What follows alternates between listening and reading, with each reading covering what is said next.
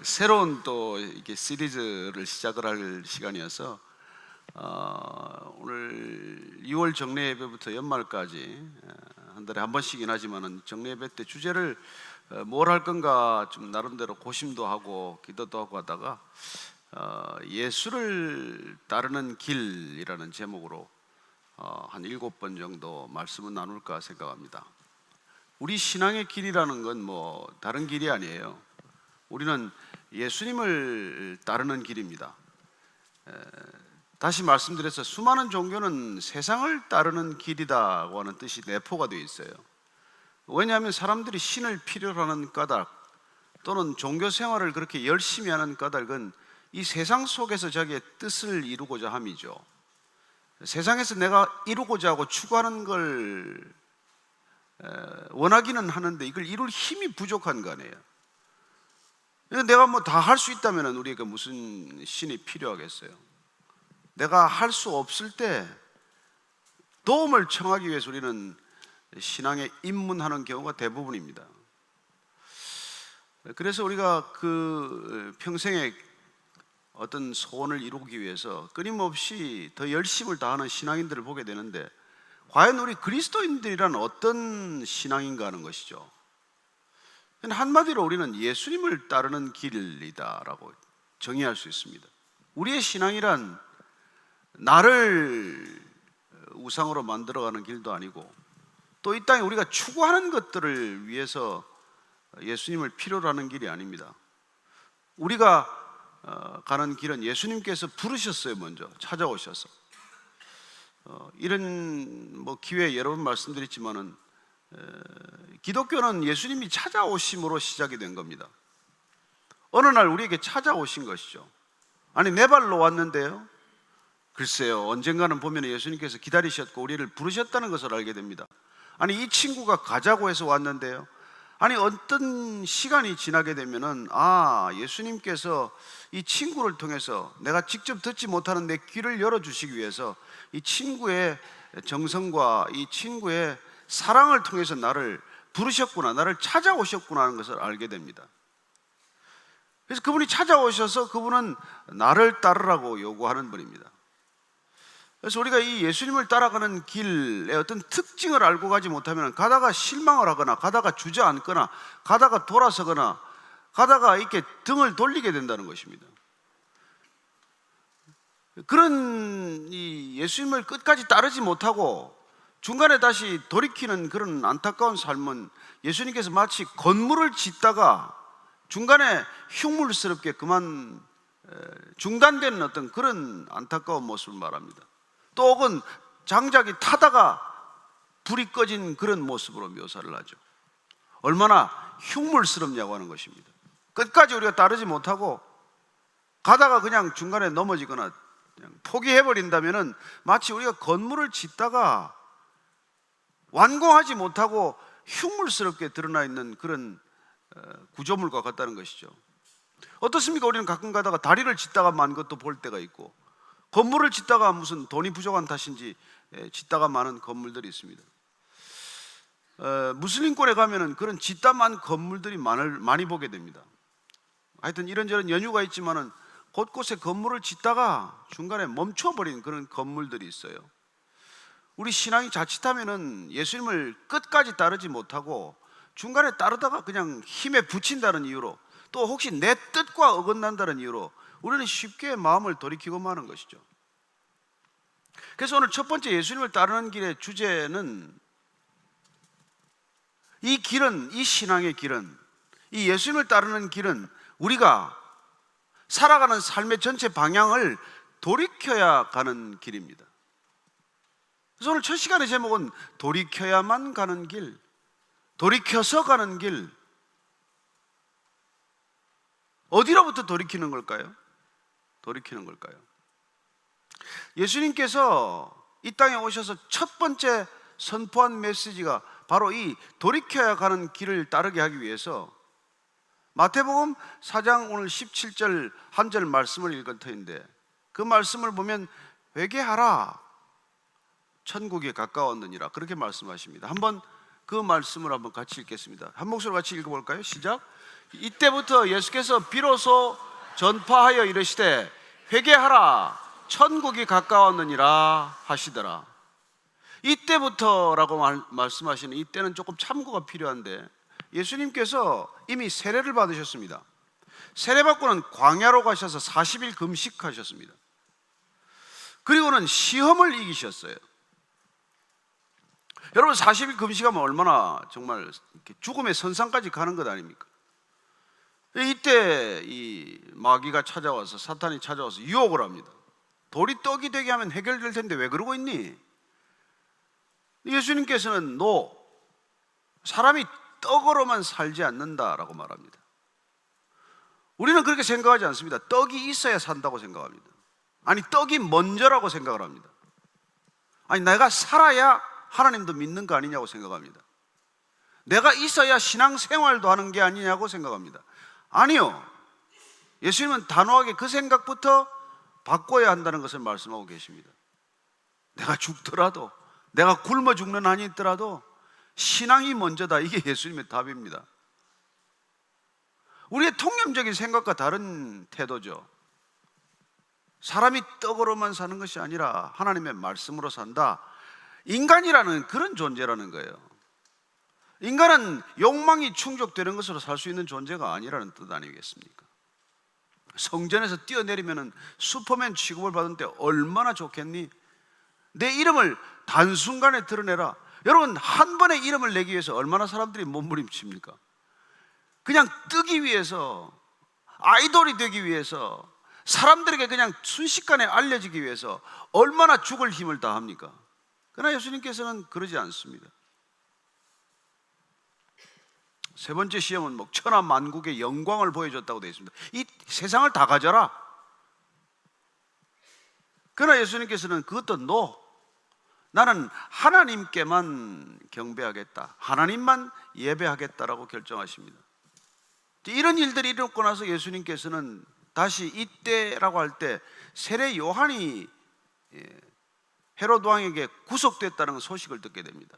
그분은 이 소식을 듣고 잠시 갈릴리 지방으로 물러갑니다. 그곳에서 생각을 정리한 뒤에 나오셔서 이때로부터 첫 메시지를 선포하는데, 그 메시지란 곧 회개하라 천국이 가까웠느니라. 그렇습니다. 회개하라. 오늘 이 말을 조금 집중적으로 살펴볼 필요가 있어요. 회개하라고 하는 이 단어는 헬라어로는 영어 성경을 보면 되게 repent라고 되어 있어요. 되게 repent. 그러나 그 repent는 조금 뜻이 좀 이렇게 좁은 의미예요. 원래 이 단어가 쓰인 헬라어는 메타노에오라고 하는 단어입니다. 메타라는 말은 여러분 잘 알죠. 메타피직스 나중에, 뒤에, 후에 이런 뜻이 있는 단어 접두어와, 노에오라는 건 우리가 인식하다, 지각하다, 생각하다 이런 겁니다. 뒤늦게 생각한다는 뜻이죠. 그런데 이 성경에서는 이 단어를 가져와서 굉장히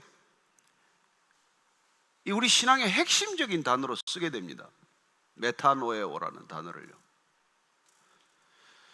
그래서 이 단어는 헬라 사람들, 그 당시 그리스 사람들은 뒤늦게 한번 생각해 보니까, 나중에 생각해 보니까 마음을 돌이켜야 되는 상황이 생겼고, 그렇게 마음을 돌이키는 것을 되게 후회하는 거라고 또 이렇게 갖다 우리가 연결시킬 수 있기 때문에, 이 단어는 원래 일반적으로 광범위하게 쓰인 단어는 아니지만은 뒤늦게 마음을 바꾸다, 다시 생각해보고 생각을 정리해서 생각을 바꾸다, 이런 뜻으로 쓴 단어인데, 이 단어를 가지고 와서 회심하다라는 쪽으로 무게 중심을 새롭게 사용하는 단어가 되었습니다. 전반적으로 우리의 생각만 바꾸는 것이 아니라 우리의 의지나 우리의 결정이나 우리의 인생 전체를 바꾸는 것을 말하는 것이 된 것이죠. 그래서 회개하라고 하는 것은 우리 인생 전체를 돌이키라고 하는 뜻으로 우리는 이해하고 받아들이게 됩니다. 점점 이 단어는 그렇게 쓰이기 시작을 해요. 그래서 우리가 사복음서, 공간복음서에 나오는 이 단어는 주로 16번 동안 쓰이는 동일한 메시지는 돌이키라고 하는 단어, 회심하는 단어, 전혀 내가 가던 방향과는 전혀 다른 방향으로, 정반대 방향으로 뒤돌아서는 그런 결단을 내포하는 뜻이 된 것이죠. 원래 이 메시지는 우리가 아까 말씀드린 세례 요한이 먼저 선포했던 단어입니다. 회개하라. 그래서 세례 요한한테 몰려서 세례받는 사람이 많았습니다. 그 당시에 물론 침례죠. 요단강에 풍덩 빠졌다가 올라오는 침례를 했습니다.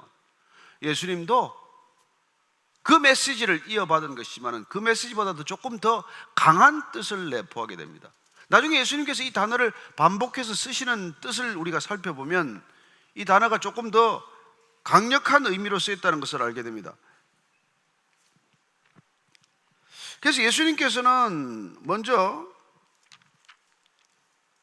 마태복음 18장에 가서 18장 3절을 보면 이런 말씀이 있습니다. 마태복음 18장 3절 혹시 띄워주시면 같이 한번 읽도록 하죠. 한 목소리로 읽습니다. 시작. 이르시되 진실로 너희에게 이르노니 너희가 돌이켜 어린 아이들과 같이 되지 아니하면 결단코 천국에 들어가지 못하리라. 회개하라, 천국이 가까웠다. 우리가 돌이켜야 할 이유는 천국이 왔기 때문이다. 천국이 이 땅에 내려왔다는 거예요. 예수님께서 천국을 끌고 오셨습니다. 우리 힘으로 갈 수 없는 천국, 우리 힘으로는, 내 능력으로는 도저히 들어갈 수 없는 하나님의 나라이기 때문에 예수님께서 그 하나님의 나라를 이끌고 이 땅에 오셔서 돌아서기만 하라고 말씀하십니다. 우리가 살아가고 있는 방향을 정면으로 되돌아서서 돌이키라는 거예요. 그렇게 가고 있는 인생의 방향이, 그게 우리 꿈을 성취해주는 방향이 아니라는 것입니다. 그리고 오늘 이거 지금 금방 읽은 말씀은 너희가 돌이켜서 어린 아이들과 같이 되지 아니하면 결단코 천국에 들어가지 못한다고 말씀하십니다. 아니, 우리는 어떻게 어린아이가 될 수 있죠? 그리고 예수님께서 어린아이처럼 되어야 천국에 간다고 할 때 이 어린아이처럼이란 무슨 뜻일까요? 유치하다는 뜻은 물론 아니죠. 어린아이들의 특징은 무엇입니까? 잘 받아들인다는 것이죠. 주는 대로 잘 받아들인다는 것입니다. 그리고 어린아이는 기본적으로 무기력하거나 유약하고 연약한 존재예요. 절대적인 도움이 필요한 존재입니다. 하나님을 따른다는 것, 하나님께로 돌이킨다는 것은 하나님의 전적인 도움을 의지하겠다는 결정이에요.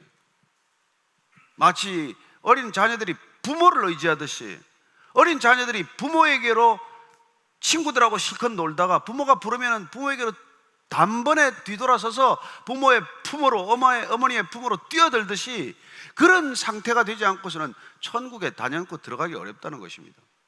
대부분의 어른들은 그렇게 생각하죠. 어른들은 재지요, 계산하지요, 생각하지요. 누가 제안을 하면 얼마나 많은 생각이 있습니까? 그러나 오늘 예수님께서는 어린아이처럼 그렇게 순전하게 단숨에 덥석 이걸 받아들이지 않으면 따라오기가 어렵다는 것이죠. 그래서 예수님이 아무리 불러도 많은 사람들이 생각하느라고 못 따라갑니다.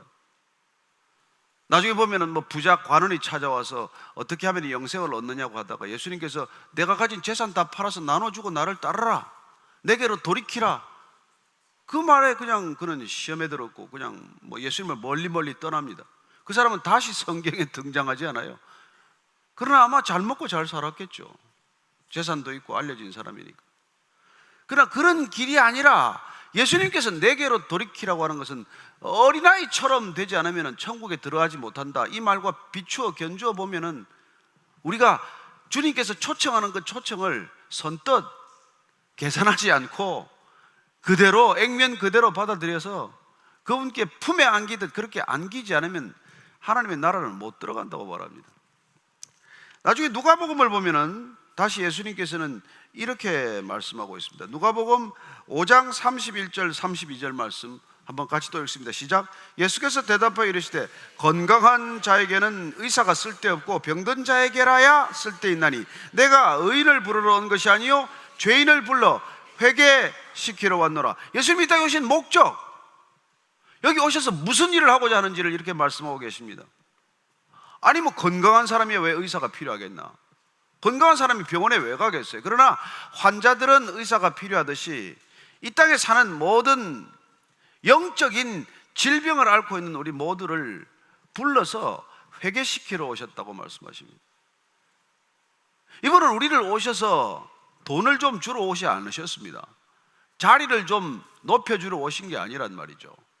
이분은 병을 낫게 하러 오신 분이 아닙니다. 1차적인 목적이 그게 아니란 말이에요. 우리를 불러서, 죄인을 불러서 회개시키러 왔다고 말합니다.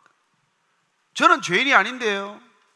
이게 대부분의 생각들이었어요. 그 당시에 유대인들의 생각입니다. 그러나 예수님께서는 가장 의롭게 산다고 생각하는 니고데모라는 사람에게 너도 거듭나야 하겠구나. 나중에 사도 요한은 이 회개라는 단어를 별로 쓰지 않았습니다. 좋아하지 않았던 것 같아요. 요한복음에 보면은 전혀 회개하다라는 단어가 나오지 않습니다. 그리고 오늘 그는 거듭나다라는 표현을 다시 가지고 옵니다. 너는 거듭나야 하겠구나. 새로 태어나야 하겠구나. 위로부터 태어나야 하겠구나. 너는 처음부터 다시 시작해야 되겠구나. 이런 개념으로 바뀌게 됩니다. 어쨌건 회개하다라는 것을 이 마태나 마가나 누가는 예수님께로 온전히 삶의 태도를 돌이키는 것, 회심하는 것, 우리 마음을 바꾸는 것, 이걸 우리 그리스도인의 출발점, 예수 따르는 길의 첫 걸음으로 생각한다는 것입니다. 그래서 그분을 따라가려면 우리가 살아가고 있는 전체 방향을 돌이키지 않고서 따라갈 수는 없는 일입니다. 저는 이 회개를 잠시 착각한 적이 있어요. 저는 여러분들처럼 일찍 믿은 게 아니라 47살에 이게 와이프를 교회 잡으러 갔다가 제가 이게 예수님을 이제 알게 되었는데, 예수님이 너무 좋아서 저는 완전히 돌이켰어요. 그 전에 33년 마시던 술을 딱 끊었습니다. 그냥 더 이상 술집에를 가지 않았어요. 너무 술집이 싫고 냄새도 싫고 분위기도 싫고, 어떻게 내가 이런 집을 다녔지? 내가 미쳤구나. 그런 생각이 들 만큼 완전히 돌이키고, 회사 나가면 성경을 펴놓고 남들 신문 보는데 나는 성경을 보고 앉았고, 밤새 술을 먹던 발걸음을 돌이켜서 밤에도 교회 가고 아침에도 교회 가고 새벽 예배를 나가고 말이죠. 이렇게 바뀐 사람이 어디 있습니까? 그래서 온 회사에서 저자가 미쳤다, 저자가 특히 이상해졌다, 아내가 암에 걸린 모양이다, 별 소문이 다 났어요. 너무 바뀌었으니까 세상을 가던 발걸음을 돌이켜서 완전히 제가 교회로 돌이켰는데, 바뀌어도 얼마나 바뀐 겁니까? 근데 문제는 그게 회개였냐 이 말이죠. 내가 보통 사람은 그런 걸 회개라고 생각을 해요. 나는 철저히 회개한 사람이 된 것이죠. 그렇게 알려진 것입니다. 근데 그게 회개가 아니라는 것을 딱 한 사람이 알았는데, 그게 내 아내란 말이에요. 제 와이프가. 여러분, 아내는 못 속입니다. 속이려고 생각하는 것 자체가 어리석은 일이에요. 제가 어느 날 수요일날 수요 예배를 가려고 저녁에 나가는데 아내가 불러요. 어디 가요? 어디? 내가 이제 어디를 가냐? 교회를 가지. 어디 가는지 몰라서 묻냐? 무슨 교회를 아침에 가고 저녁에 또 가냐는 거예요. 나는 교회를 가면 그렇게 기뻐할 줄 알았는데 또 교회를 가니까 그것도 싫어하는 거예요? 아니, 아침에 가고 저녁에 가는 게 아니라 하루 종일 가면 어떠냐 교회는? 내가 지금 그러면 다시 술집으로 가랴? 그랬더니 비수 같은 말을 한마디 꽂아요. 당신이 아침에 교회 가고 저녁에 교회 가면 사람이 달라진 줄 아는 모양인데, 당신은 예나 지금이나 하나도 안 달라졌어. 이게 무슨 말입니까? 모든 사람들이 내가 달라졌다는데.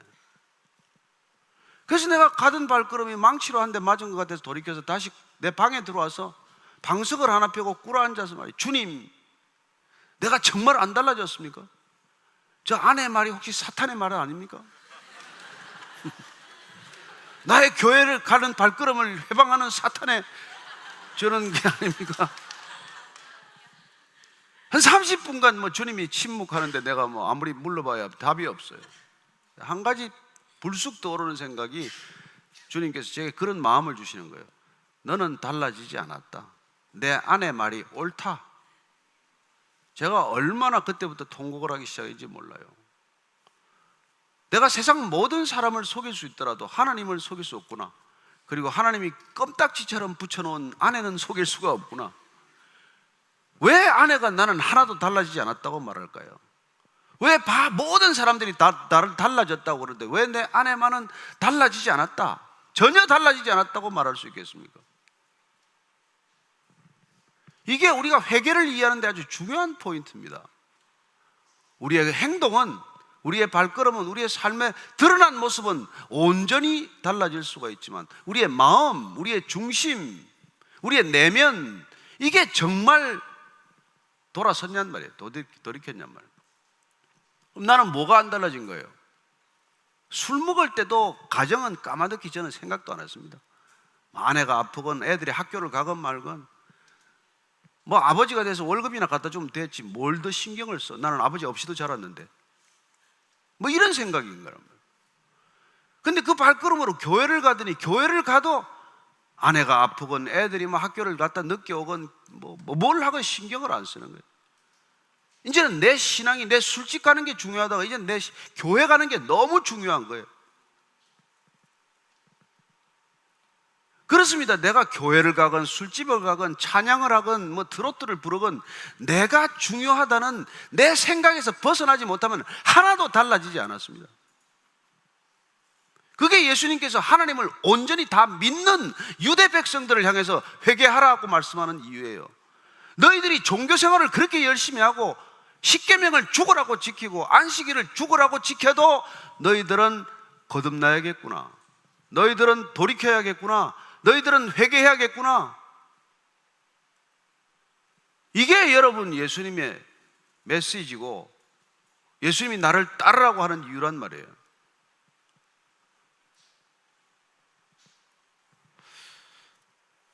그래서 예수님께서는 어린아이처럼 예수님을 쑥 받아들이고 천국으로 쑥 들어가지 않으면 되게 문고리 잡고 장난하고 있어요. 안 들어가 좀처럼. 들어간 줄 알아요. 그래서 교회 다니면서 천국 가는 굳게 믿음을 가지고 철석같이 믿고 지옥 가는 사람이 더 많다는 거 아십니까?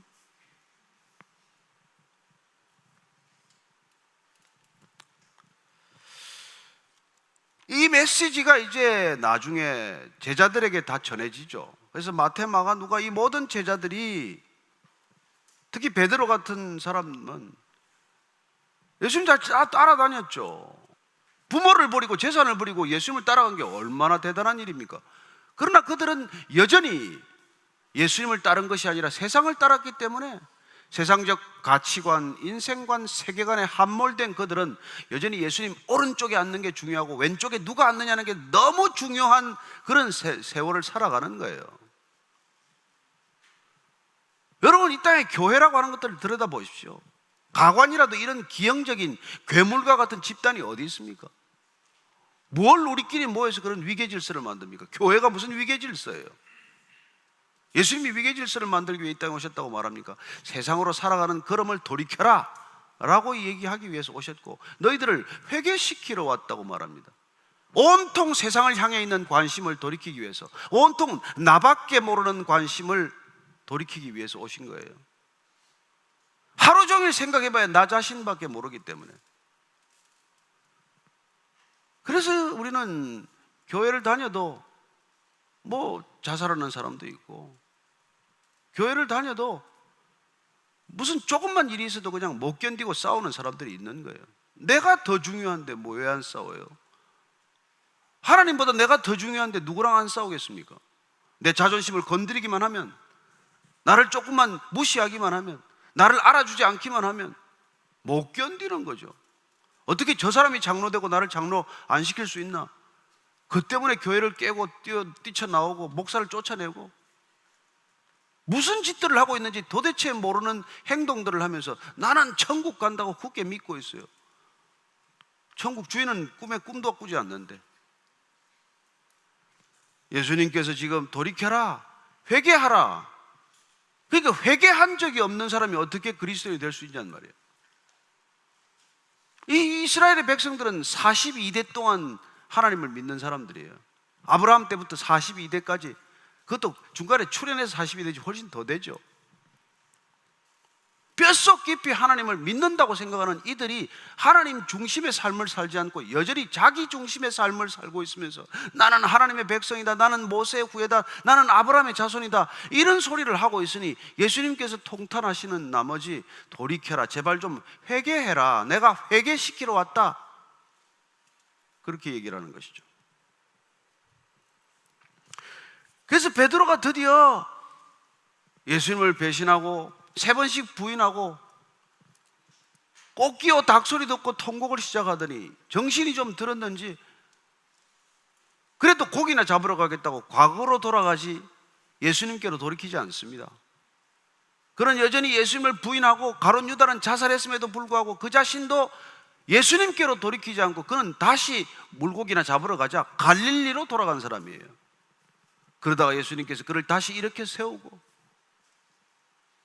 성령 세례로 그를 다시 이렇게 세워서 그는 비로소 예수님을 따라갈 수 있는 사람이 되는 것이죠. 비로소 돌이켜서 그가 다시 돌이키고 나서 이런 메시지를 선포합니다. 사도행전 2장 38절 말씀을 한번 보겠습니다. 같이 읽습니다. 시작. 베드로가 이르되 너희가 회개하여 각각 예수 그리스도의 이름으로 세례를 받고 죄 사함을 받으라. 그리하면 성령의 선물을 받으리니. 본인이 이제 그 체험한 얘기예요. 너희들도 회개하라. 그리스도의 이름으로 세례를 받으라. 그리고 진짜 죄 사함을 받으라. 그러면 성령의 선물을 받으리라. 이 자기 얘기란 말이에요. 그는 3장 18절에 다시 19절에 이렇게 말합니다. 그러므로 너희가 회개하고 돌이켜 너희 죄 없이 함을 받으라. 이같이 하면 새롭게 되는 날이 주 앞으로부터 이를 것이요. 그렇게 회개하라, 돌이켜라. 세상으로 달려가는 길, 죽으나 사나 나밖에 모르는 그 삶으로부터 돌이키라고 하는 이 말씀을 계속해서 듣는 것이죠. 사도 바울도 하나님을 향해서 줄다름 치던 사람입니다. 그러나 그가 다메섹 도상에서 예수님을 만나고 예수님께로 돌이키고 나서 그는 이렇게 말하고 있습니다. 로마서 2장 4절 5절 오늘 읽고 말씀 정리하겠습니다. 시작.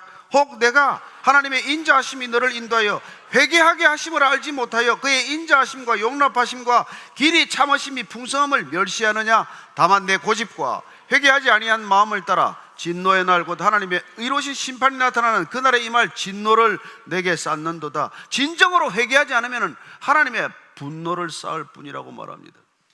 그 오랜 세월 교회를 다녀도 그 오랜 세월 내 나름대로 종교 생활을 해도 하나님이 분노하실 뿐이라고 말합니다. 왜냐하면 우리가 진정 하나님의 인자하심에 의지해서 회개하지 않으면, 돌이키지 않으면, 그렇습니다. 우리 신앙의 길이란 돌이켜서 가는 길입니다. 돌이켜야만 가는 길입니다. 태도만입니까? 우리의 육신만입니까? 아니요. 우리의 마음, 우리의 중심 전체가 예수님께로 돌이켜야 합니다. 세상으로 집중되어 있는 우리의 관심을 하나님 나라로 돌이켜야 한다는 것입니다. 이 세상 나라가 영원한 나라가 아니기 때문에 우리가 영원한 나라에 대한 관심을 갖지 않으면 세상 속에 빠져들고 말아요. 그리고 하나님의 말씀을 날마다 묵상하지 않으면 우리는 그 순간 매 순간 나를 묵상하고 있는 겁니다. 나를 가장 많이 묵상하는 사람은 내가 누구인지를 가지고 일생 고민하는 사람, 철학자가 되는 것이죠. 나는 누굽니까? 답이 없어요. 나는 흙먼지와 같기 때문에 나는 답이 없습니다. 그래서 나를 묵상하는 사람은 자살하는 거예요. 인간은 질문이 잘못 빗나간 것입니다. 하나님이 누구신가를 묵상하는 것이 주제가 되지 않으면 인간에게는 답이 없어요. 그렇습니다. 끊임없이 나를 생각하는 이 생각의 중심을 하나님께로 돌이켜서 하나님을 따르는 길, 그걸 우리는 신앙의 길이라고 말합니다. 그게 예수 따르는 길이에요. 저는 여러분들이 오늘 이 아름다운 동행에 처음 교회를 나왔건 뭐 오기 싫은 걸음으로 딸려왔건 여러분 알고 시작하라는 것입니다. 첫 단추를 잘 깨라는 것입니다. 잘못 깨면 죽는 길이에요. 망하는 길입니다. 저는 여러분들이 정말 예수님을 따를 수 있는 첫 걸음을 옮겨놓게 되기를 축복합니다. 기도하겠습니다. 하나님 아버지, 우리 오늘 이슬기 잠에 보니까 25개 줄을 가지고 노래 한 곡하고 또 조율하고 또 한 곡하고 또 조율하는데 우리 인생도 그렇게 매 순간 조율되게 하여 주옵소서. 그래 하나님을 따르는 방향이 조금이라도 빗나갔다면 예수께로 돌이키는 그런 섬세함이 있게 하시고 결단이 있게 하여 주옵소서. 예수님 이름으로 기도합니다. 아멘. 네, 우리 안신기 목사님을 박수로 맞아주십시오.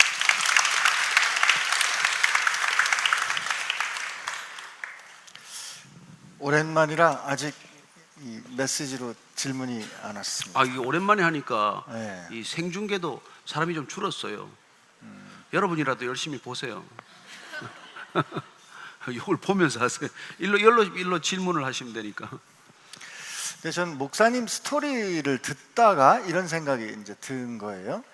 그러니까 뭐 어쨌든 사모님을 잡으러 교회를 가셨다가 이제 목사님 전에 이렇게 비슷하게 이제 간증을 하셨는데 사모님을 잡으러 가셨다가 내가 잡혔다 그 말씀을 하셨잖아요. 근데 이제 그 뒤로 잡혀서 교회에 열심히 가셨는데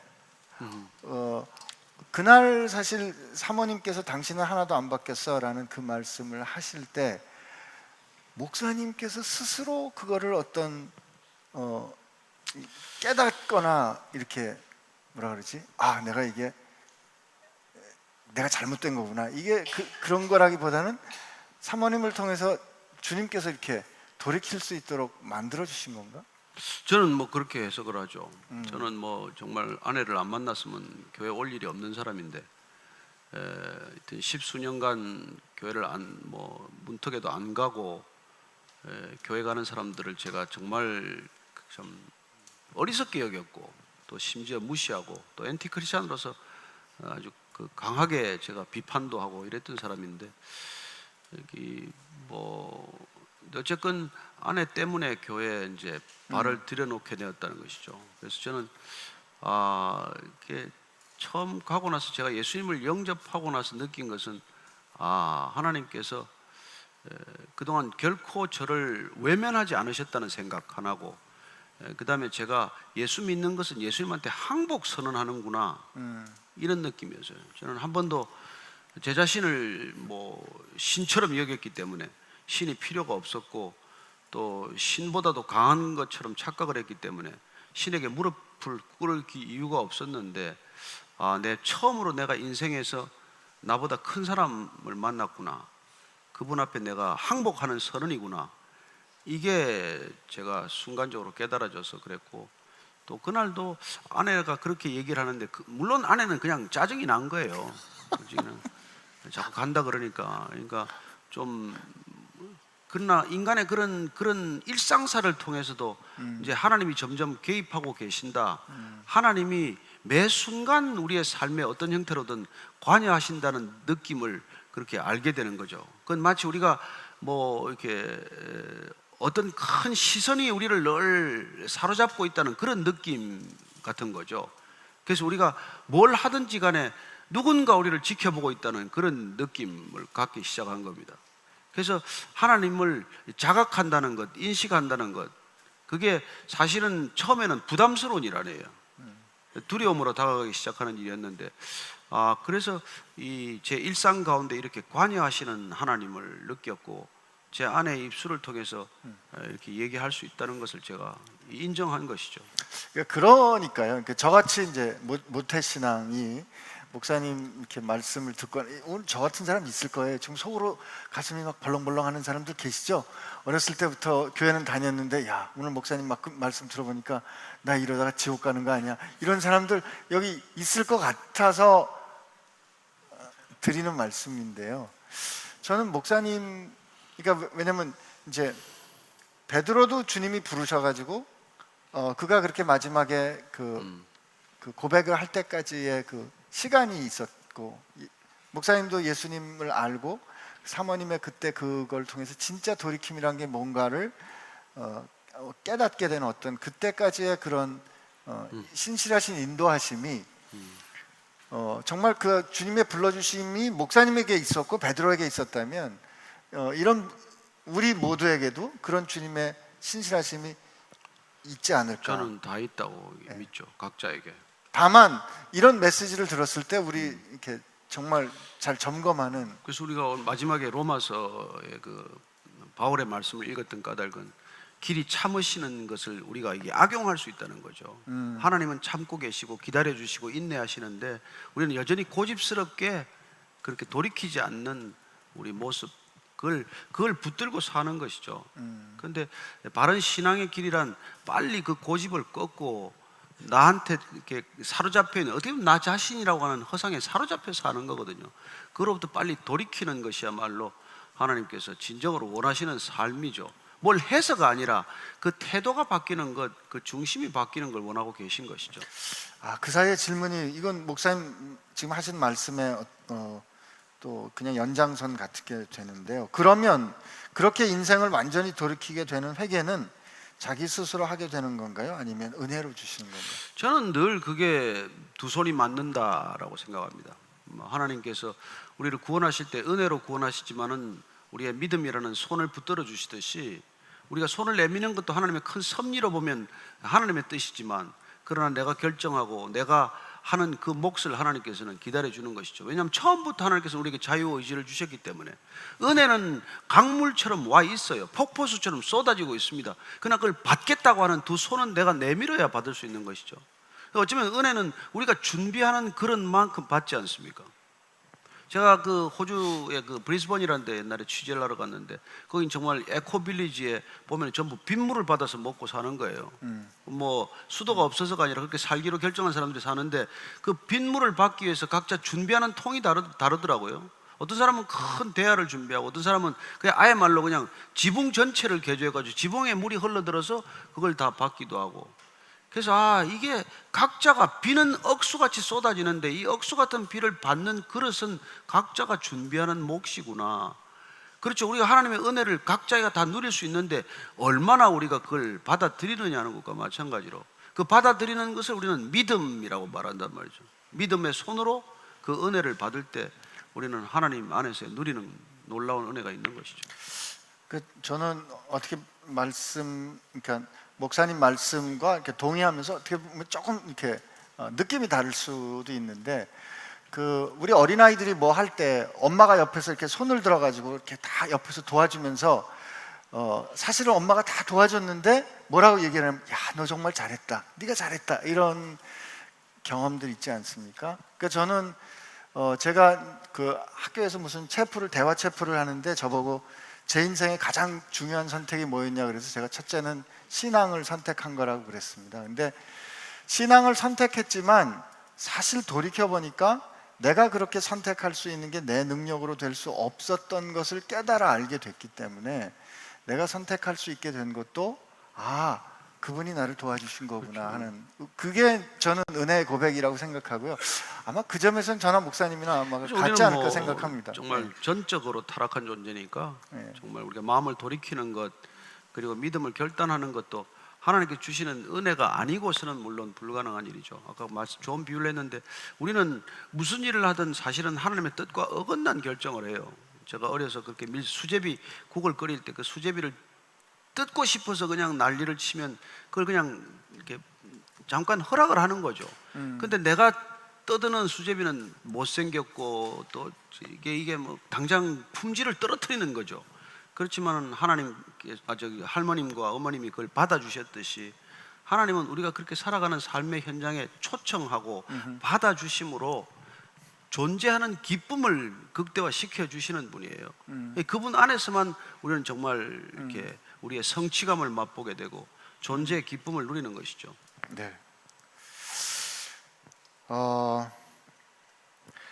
목사님 설교 중에 신앙을 건물로 세우는 것에 비유하셨는데, 예수님 비유를 말씀하셨는데, 건물을 새로 세우는 게 어려울까요? 세우다만 건물을 다시 세우는 게 어려울까요? 이분 건축하시는 분이니까. 요새 뭐 다들 그러잖아요. 리모델링이 훨씬 어렵다고 그러는데, 부수고 새로 시작하는 게 제일 좋죠. 사실은 부수고 새로 시작하는 게 제일 좋지만, 그래서 인간은 사실 고쳐 쓰려다가 망해요. 그래서 예수님께서 니고데모에게 하신 말씀은 조금만 개선해보라가 아니지 않습니까? 완전히 새로 시작하라는 거죠. 그래서 우리가 너무 이게 아까워서 완전히 시작을 못해요. 그래서 가진 게 많은 사람들은 처음부터 시작을 못합니다. 없어야 사실 축복이에요. 그래서 가진 게 많은 사람들이 예수님 따라가기 힘들단 말이에요. 근데 아무것도 없는 사람은 돌이키는 게 너무 쉽죠. 따라가기도 너무 쉬워요. 주렁주렁 뭘 달고 가는 사람들은 따라가기가 어렵다는 것입니다. 근데 저는 이렇게 고쳐 쓰는 게 아닙니다. 신앙은 절대로 우리를 고쳐 쓸 수 있는 패러다임은 아니라는 것이죠. 그래서 우리는 바울의 고백대로 내가 죽고 내 안에 그리스도가 사셔야 한다는 것이고, 그걸 거듭남이라고 말하는 것이죠. 우리는 그래서 rebirth, 새롭게 탄생하는 것이고, regeneration, 중생하는 것, 거듭남이라는 표현을 쓰는 까닭은 새로 시작하는 뜻에서 그런 것이죠. 근데 이제 아까 건물 짓다 만 건 왜 그러냐니까, 그러니까 그런 새로 시작하는 그 일이 끝까지 완주되려면 중간에 공사 비용이 얼마나 드는지를 계산해보고 따라오라는 거예요. 중간에 멈추면 너무 흉물스러워지니까. 근데 그게 우리는 우리 목숨 전체를 드릴 각오가 아니면 끝까지 못 따라간다는 것입니다. 이 목사님, 요건 조금 어떻게 생각하면 저도 그렇고 목사님도 그렇고 대답하기 좀 그런. 그러니까 예수님 만나서 돌이키면 그러면 이제 우리가 달라지잖아요.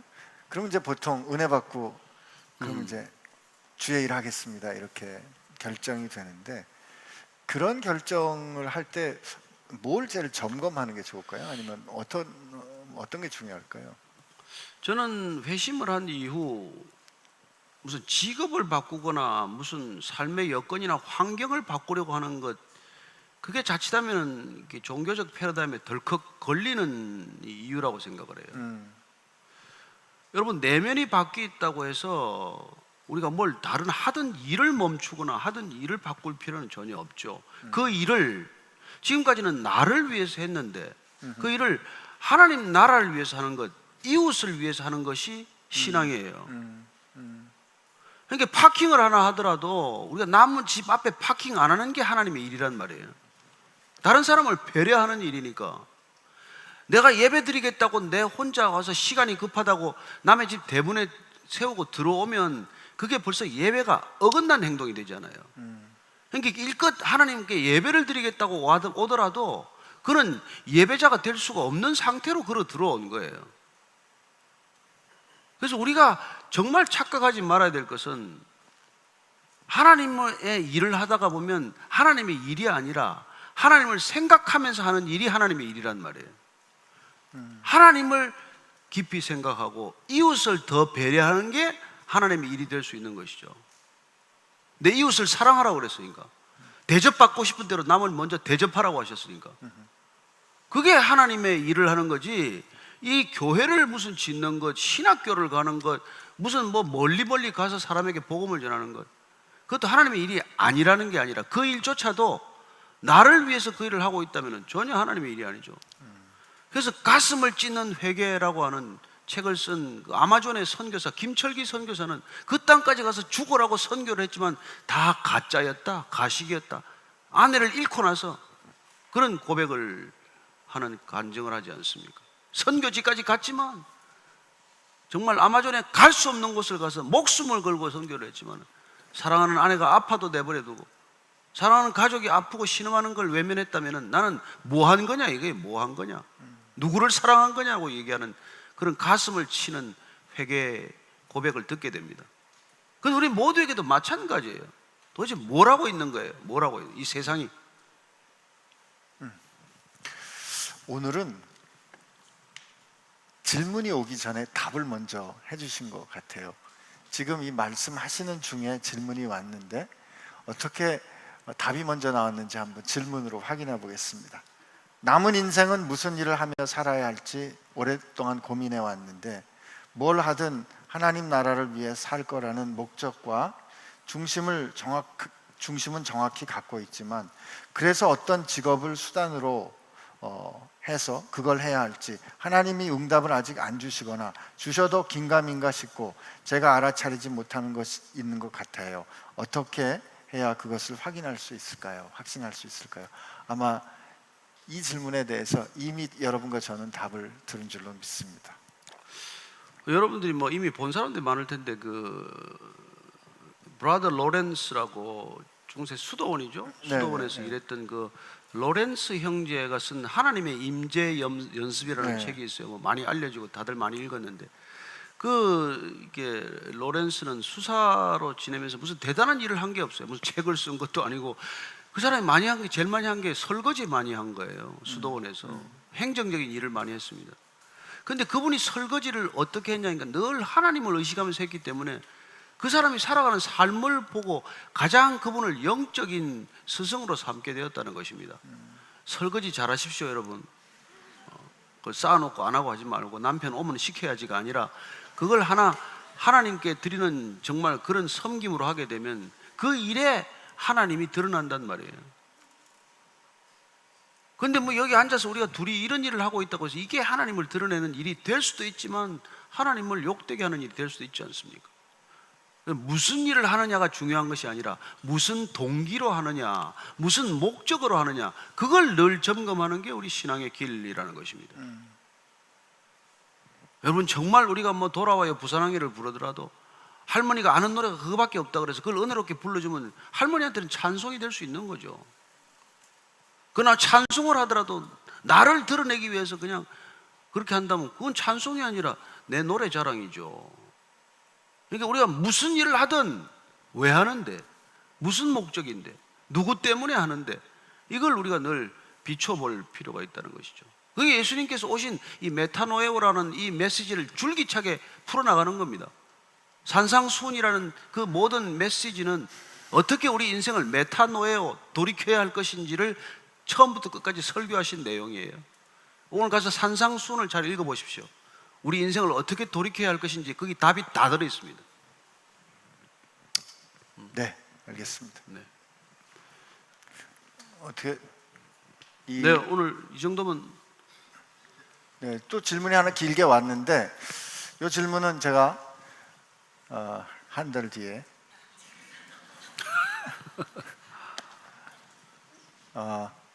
답해드리도록 하겠습니다. 네, 기도하시고 기도할까요? 마치시죠.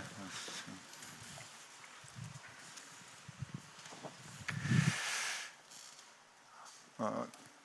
우리 생각에 좋은 길인 것 같아서 이 길로 노력해서 가면 하나님 만날 수 있을 것 같아서, 혹은 이렇게 가는 게 안전할 것 같아서 가던 그 모든 발걸음들, 그 길 가운데 주님 오셔서 우리를 불러주시고 우리로 돌이킬 수 있도록 그 음성 들려주시고 우리가 고집쓸 때 그 손으로 우리를 돌이켜 세워주시니 주님 감사합니다. 오늘 우리에게 주셨던 말씀처럼 행여나 오늘 우리가 우리의 삶에 종교적인 행위를 할지라도 그것이 우리 자신을 드러내는 것이라면 여전히 돌이킨 것이 아님을 깨달았을진데, 주님, 우리 일상의 삶을 사는 동안에 아주 평범한 일, 아니 때로는 지겨운 일을 하게 되는 바로 그 순간에 하나님을 기억하고 주님을 기억하고 주의 영광을 위하여 행하는 그런 삶 살게 하여 주옵소서. 그 은혜를 우리에게 허락하여 주실 줄로 믿고 우리로 인생을 돌이킬 수 있도록 생명을 주신 예수님의 은혜와 하나님 아버지의 사랑하심과 성령님의 역사하심이 이제 인생을 돌이켜 흔들리지 않는 표대가 되어주시는 주님을 향하여 다름질쳐 가기로 결심한 사랑하는 모든 지체들 가운데 함께 하시기를 주의 이름으로 축원하옵나이다. 아멘.